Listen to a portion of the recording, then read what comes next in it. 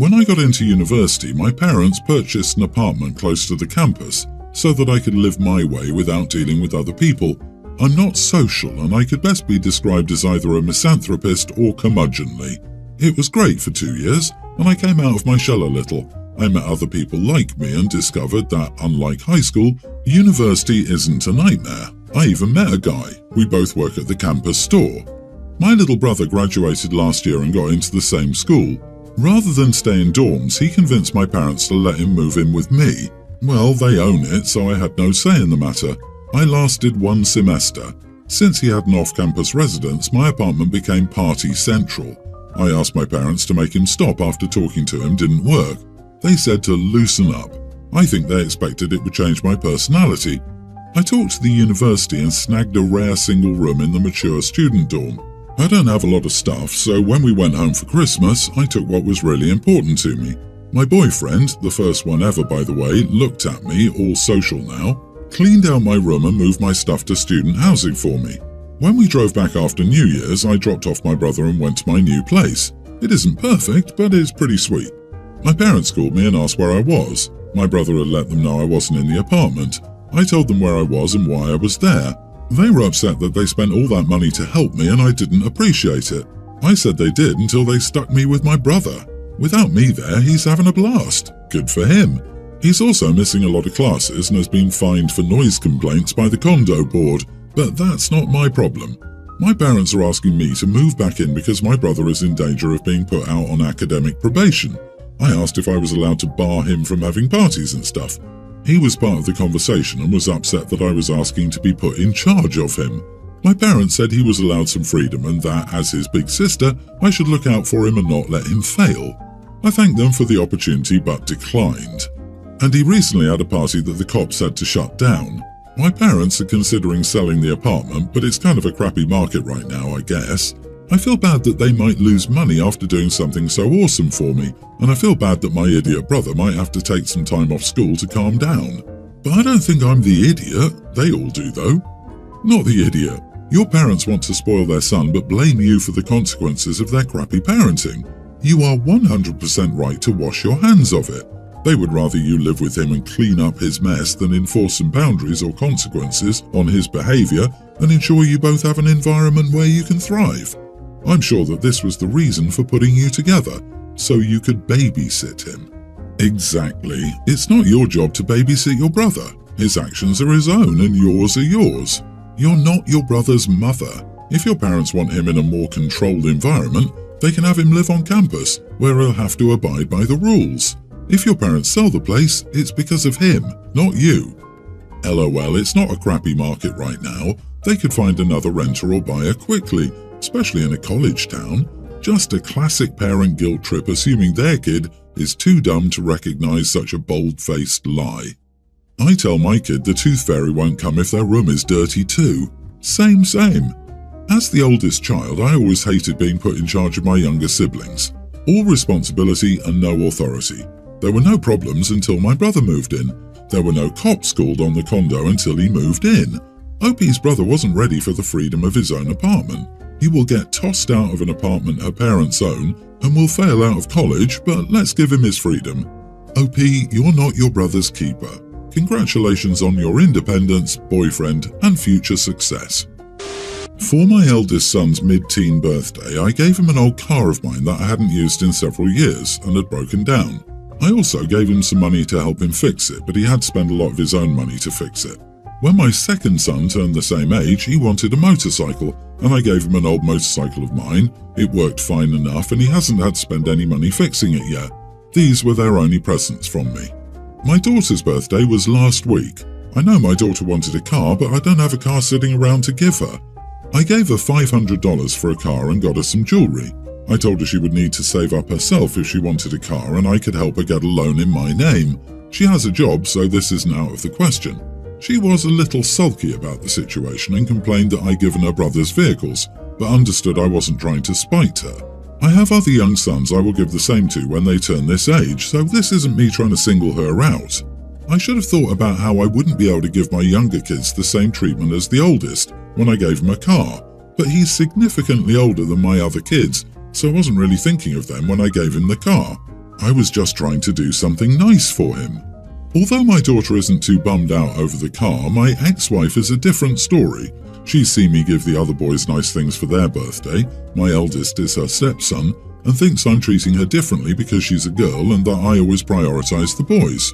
Apparently, my daughter was more upset about the lack of a car than I'd thought. She thinks I should at least put more money towards our daughter getting a car as she knows I can afford it and am being an idiot by not getting her one. I told her that she could also give our daughter money for a car. The truth is, I could probably afford to put more money towards buying my daughter a car or even find a cheap used car to buy her. But by giving her the $500, I already spent more directly on her birthday present than the boys, as their presents were sitting around collecting dust in my garage. I can't remember how much I gave my son to fix the car, but it was max $250. I have 3 younger kids. I can't really continue to set a precedent that I'll buy each of them a car. Am I being the idiot? I feel like I ruined her birthday by letting her down. You are the idiot. You gave your boys something worth more than $500 and some jewelry. You gave them freedom. But you gave your daughter a whole case of resentment. You blatantly favor your sons. How did you expect her to feel about this? Agree. My dad did the same thing with my brother and I, but in reverse, and my brother is very distant with him now. He and I were always close, and we shared the car I got without a problem. He never held a grudge against me. Things like that, though, just get under your skin, and if it happens a lot, it slowly chips away at the relationship without you even realizing it. The problem was that I got an expensive gift while my brother didn't. For example, now I wouldn't give one of my kids an iPhone and $50 to the other. Either they both get something expensive or something cheaper. The jewelry is what gets me. He didn't just fail to give his daughter a car, he added insult to injury by giving her a blatantly gendered replacement gift. He went full on 1950s with his birthday gifts. Even if he didn't intend to send a gendered message, his daughter sure as heck would have interpreted it as one. Didn't you understand? The cars were collecting dust in a garage, so they're absolutely worthless. Right, OP? Just like the money in your savings account, just sitting there collecting dust. Maybe transfer all of that to your daughter. Dude, please take the time to estimate the replacement value of a working car and working motorcycle and use those numbers rather than assuming zero value since you owned them. That is not how assets work. My wife, 23, and I, 26 male, have been together for 3 years, if relevant. Lately, my wife has been emotional, like every little thing sets her off. There wasn't a banana. She cries. No sugar. She cries. Mr. Bus. She cries. I'd almost think she was pregnant, but we discovered after a year of trying to conceive that she was infertile. This was 2 months ago. She also recently had a baby start at her nursery, which set her off, so it's been a tough time. I've tried to be empathetic, but it's all the time. Tears. I'm so tired. Like each time she cries, I'll drop what I'm doing to comfort her, even if she calls me at work. She walks an hour to work after a bus journey. She leaves at 6:30 to get to work at 9:30. That's how long the travel is. I told her I'd drive her, but she didn't want me to. I told her to take an umbrella, and she forgot. She called me sobbing because it rained like I said it would. She asked me to pick her up, and I said I couldn't because I had a meeting. She said, "I'm sure they'll understand." I refused. She got huffy, and when she got home that night, she wasn't crying, shocker, but was mad. She hasn't spoken to me since, but we haven't seen each other much as she gets home late and still has work to do, coursework, etc. I asked a friend who insisted I was the idiot, but my wife texted me to say she's considering taking driving lessons in June, which I thought was a win, but she's still angry. So, am I the idiot? Edit. I did want children, but obviously I want to allow my wife to have her feelings on this. I don't want to grieve in front of her and think I'm blaming her. Should she want to adopt or do IVF, I am open, but should she decide not to have children, then I will support her. I do not feel like it's my space to be upset here. You are the idiot. Shouldn't you be concerned that something is going on? Maybe she needs to check with a medical professional. Your wife's life sounds challenging right now. She found out 2 months ago that she can't have children. She has to commute 3 hours each way to work, and once she gets there, she's confronted by her infertility in a whole other way. On top of that, her partner is starting to lose patience with her difficulty coping with all that. Whether or not she has underlying chronic depression, she's certainly depressed right now and needs help. I hope you can see that, and I hope you're also taking the time to process what her infertility means for you. She's not crying to be annoying, she's crying for a reason. Finding she's infertile would be a reason. Having all her hopes and dreams for the future crushed would be a reason. Your wife is in the middle of a mental crisis. She needs support and help. Get over yourself. You're an insensitive idiot. Apologize to your wife and you should both seek therapy. No idiots here. I know everyone is tearing you a new one, but let's be real. You also just found out you can't have kids with her. Yes, I know it's her body, so it's harder, not disputing that, but there's still a sense of loss. You haven't said all this to her. You've been gentle and there every time for the last 2 months. Everyone will hit a limit where they're also exhausted and grieving and supporting their partner and not receiving that support. Again, I'm not belittling what she's going through. I think you're both going through a tough time, and while you need to support her, you also can't pour from an empty cup. I would suggest counselling to navigate what you guys are going through. That's the best answer here. Everyone's slamming OP, who is also struggling with the recent heartbreaking news, has been doing their best to support their partner and is running out of steam. Something people don't always realise as well is that being the main support person for someone who has depression is really hard. It's a black hole that sucks the life out of everyone in the house. Not an easy thing to go through. Professional help is certainly required for the wife, possibly OP too, because who supports you, OP? My sister-in-law Diane was a nurse in the Pacific Northwest. She lived in a very high cost of living city. 15 years ago, she bought a small apartment in a new development. It took about 2 years to build. In that time, the price of apartments in that building went up by about 30%. Nevertheless, she didn't sell it because it was perfect for her. Unfortunately, she was diagnosed with breast cancer about 2 years after she took possession. She really didn't want to move back to Minnesota, so she asked her family for money to keep up with the mortgage. None of them had the money, and her mom wanted her to move home. I was friends with her before I married her sister. Just friends, nothing more. She asked me for help. I bought the apartment from her. I took over the mortgage. I didn't charge a rent. I paid all the taxes and condo levies. She got enough money from her insurance and a side hustle to live there. My wife knew we were helping her, but we didn't say anything because her mom was angry that she didn't move home after her diagnosis. Diane passed away last month. She had a hard life for the last decade, but she was happy. So when her mom got a copy of the will, she was furious. The apartment is worth a lot of money now. It's in a great building in a good neighborhood. She was expecting the apartment to sell and for there to be money to split up amongst all of her grandchildren. Diane never married and never had kids. Mother-in-law found out about the deal I made with Diane. My wife and I own the apartment outright. After we clear it out and get rid of all her stuff, we'll rent it out.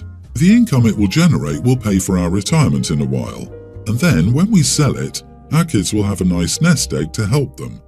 But now, my mother-in-law told everyone how we took advantage of her daughter in her time of need and stole her apartment, and how Diane would be upset if she knew we weren't sharing all the money from the apartment. It's really starting to bug my wife, and she says she should sell it and help out all the nephews and nieces. I showed her a spreadsheet of all our costs for the apartment. If I subtract all of my costs and lost opportunities for the investment, the 8 nibblings might get $3,000 each when everything is said and done. I said if she wanted, we could give them each that much to help her family to drop it. Her family says that it's BS and that we should sell the apartment and split it equally. I said that I'd be willing to do that in return for each of them paying 1/3 of the money I'd invested over the last 10 years. They don't think that's fair. My wife is upset and her family is upset, and I'm just trying to be fair to myself. I spent 10 years giving up other investment and toys for myself and helped out Diane instead, and now I'm getting crapped on. Not the idiot. The family is just upset because they assume Diane left them an estate they could split amongst themselves. But that's just greedy. You enabled Diane to live independently for as long as possible, and the house is your property, not part of Diane's estate. If her family members had chipped in to support her during the last 10 years, there might be an estate worth fighting over. Your in-laws sound really greedy. If it's all about helping family, why didn't they help Diane out financially when she needed their support? They didn't support her when it wouldn't benefit them, but now that she's gone, they expect some financial gain from her death. I know grief does weird things to people, but that's just such a screwed up mindset. Yeah, this falls under the no good deed goes unpunished rule.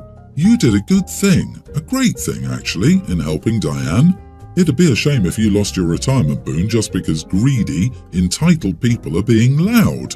You know they aren't going to be happy about this no matter what, right? Even if the nibs get $3,000, the complaining and lies will not end. Ever. So do what you intended and keep it for your retirement. My parents have 50-50 custody of me, but usually they don't force me to stay anywhere because of custody.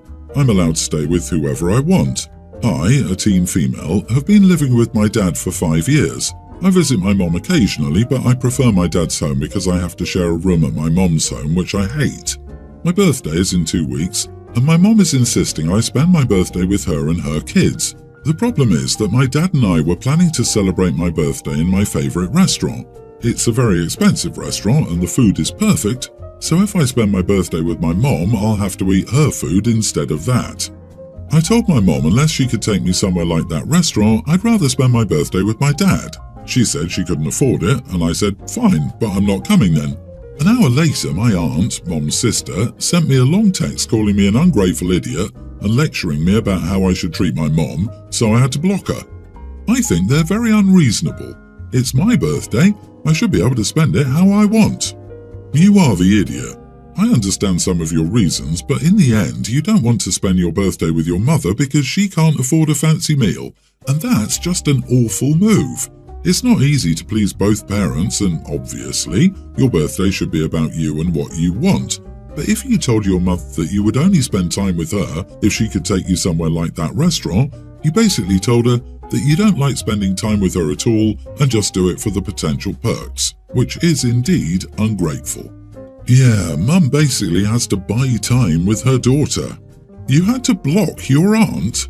Oh, boo-boo. I call BS on that one. You wanted to block her because you couldn't stand her calling you out on your bad and ungrateful behaviour.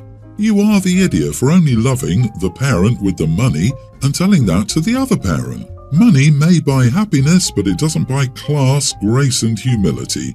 P.S. It's not your money, it's your father's. My mom doesn't buy anything. My dad pays for everything. Also, my mom's other kids are very picky, so I'll end up eating their favourite food on my birthday as usual. She has her own money. She just spends it on her other kids, and when I need something, even if I'm at her home, she tells me to ask my dad for money. She thinks it'll make us more equal. Boy, it changed my perspective. Since her mom isn't treating OP fairly the way she treats her other kids, I can see why OP doesn't feel close to her mum and avoids her mum. I can't really blame her for that.